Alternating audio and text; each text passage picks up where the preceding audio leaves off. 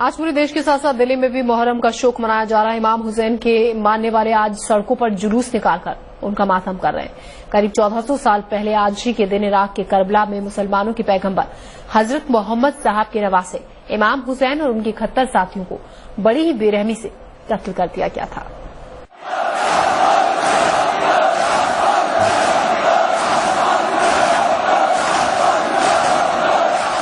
امام حسین کی شہادت کے شوق میں آج کے دن دنیا بھر میں شوق منایا جاتا ہے۔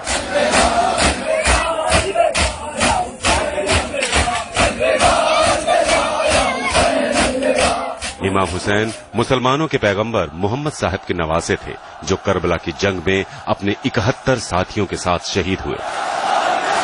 محرم کیا ہے اور اسے کیوں منایا جاتا ہے، اس کے لیے ہمیں تاریخ کے اس حصے میں جانا ہوگا جب محمد صاحب کی موت کے بعد اسلام میں خلافت کا دور آیا، یعنی خلیفہ کا راج تھا۔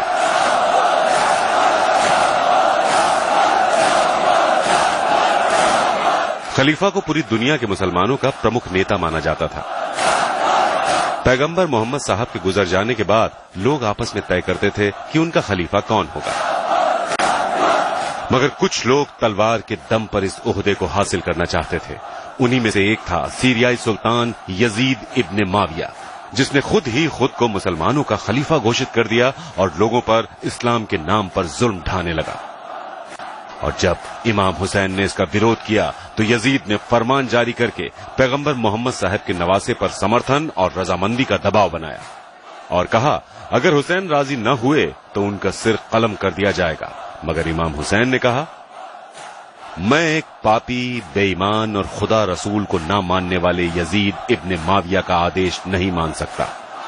اس کے بعد سعودی عرب میں اپنے وطن مدینہ کو چھوڑ کر امام حسین حج کے لیے مکہ چلے گئے، مگر یہاں بھی یزید نے اپنے سینکوں کو شردھالو بنا کر ان کا قتل کرنے کے لیے بھیج دیا۔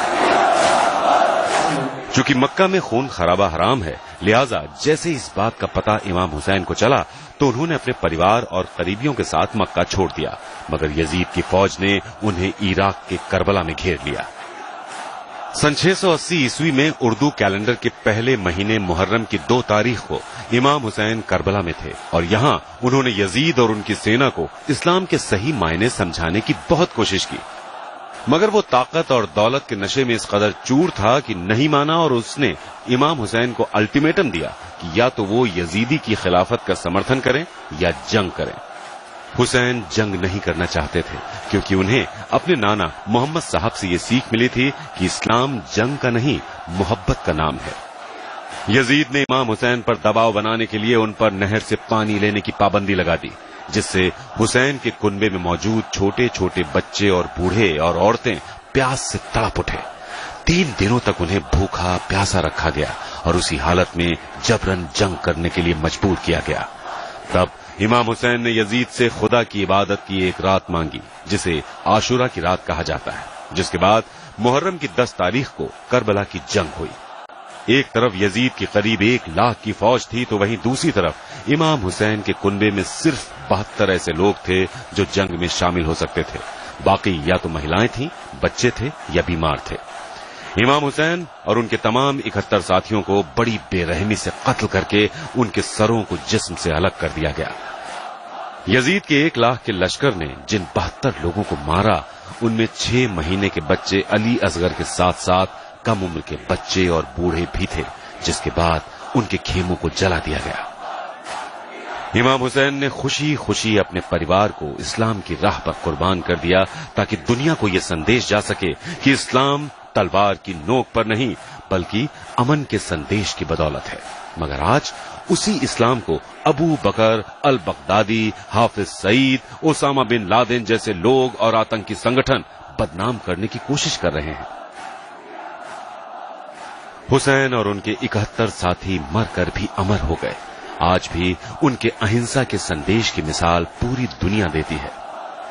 میں نے امام حسین سے سیکھا کہ مظلوم ہوتے ہوئے بھی کس طرح جیت حاصل کی جا سکتی ہے۔ اسلام کی بڑھوتری تلوار پر نربھر نہیں کرتی بلکہ حسین کے بلیدان کا ایک نتیجہ ہے۔ انصاف اور سچائی کو زندہ رکھنے کے لیے فوجوں یا ہتھیاروں کی ضرورت نہیں ہوتی ہے، قربانیاں دے کر بھی جیت حاصل کی جا سکتی ہے، جیسے کہ امام حسین نے کربلا میں کیا۔ इमाम हुसैन की कुर्बानी तमाम गिरोहों और सारे समाज के लिए है और ये कुर्बानी इंसानियत की भलाई की एक अनमोल मिसाल है। इमाम हुसैन की कुर्बानी किसी एक मुल्क या कौम तक सीमित नहीं है, बल्कि ये लोगों में भाईचारे का एक असीमित राज्य है। अगरचे इमाम हुसैन ने सदियों पहले अपनी शहादत दी, लेकिन उनकी पाक रूह आज भी लोगों के दिलों पर राज करती है। इमाम हुसैन और उनके साथियों पर हुई ज्यादतियों के गम को मनाने के लिए यूं तो हर मजहब के लोग शरीक होते हैं, जिनमें बच्चे, बूढ़े, जवान और औरतें सभी शामिल होते हैं। इस जुलूस में आशूरे के दिन की याद में ताजिए और अलम निकाले जाते हैं।